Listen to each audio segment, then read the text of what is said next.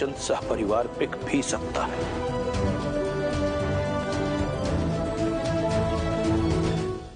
ऐसी कठिन परीक्षा, ऐसा कठिन समय विधाता किसी को ना दे। परंतु ये कठिन परीक्षा और कठिन समय केवल राजा हरिश्चंद्र के लिए ही नहीं था देवी। इस समय को काटने में उनके परिवार का भी बहुत महत्वपूर्ण योगदान था।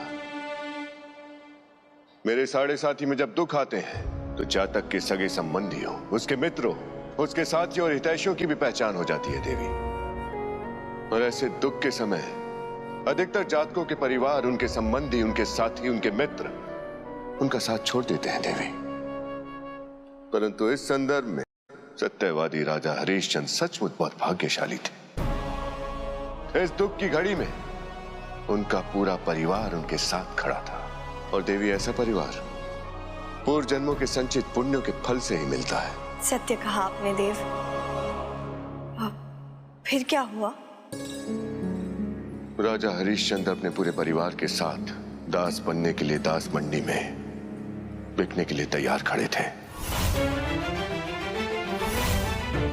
भाग्य ने आप सबको एक कुलीन परिवार दास के रूप में देने का निर्णय किया है। इसलिए आइए, अपने सौभाग्य को अपनाइए और इन्हें खरीद कर अपने घर ले जाइए। अरे इनमें ऐसी सौभाग्य वाली क्या बात है? इनके गुण बताओ, गुण।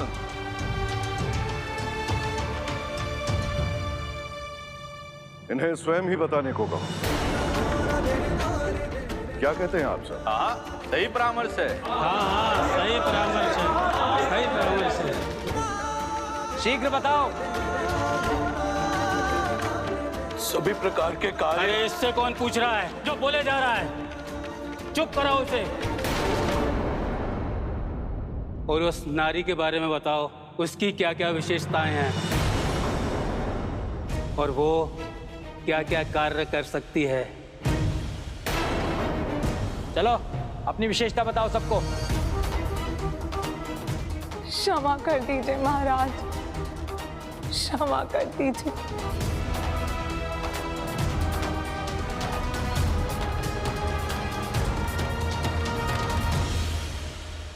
एक संस्कारी पिता की पुत्री और एक धर्मावलंबी पति की पत्नी होने के नाते मुझे धर्म, संस्कृति और संस्कार का पूरा ज्ञान है।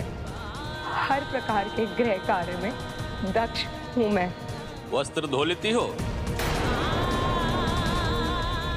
मुंह से बोल स्त्री। स्वामी की पुकार पर शीघ्र उत्तर देना दासों का पहला धर्म होता है। जी, वस्त्र धो लेती हूँ, आटा पीसना, जल भरना, सिलाई करना, कढ़ाई करना, सफाई करना, भोजन बनाना, सब आता है। हाँ, ये है मेरी योग्य दासी। इसके कार्य से मेरी पत्नी प्रसन्न हो जाएगी और मैं इसके दर्शन से। चलो अब अपने गुण बताओ तुम।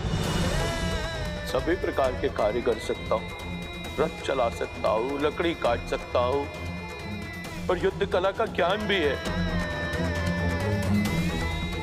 हे ईश्वर, पहले मुझे बिकवा दीजिए ताकि मेरे नाथ को दक्षिणा की राशि मुझसे ही मिल जाए।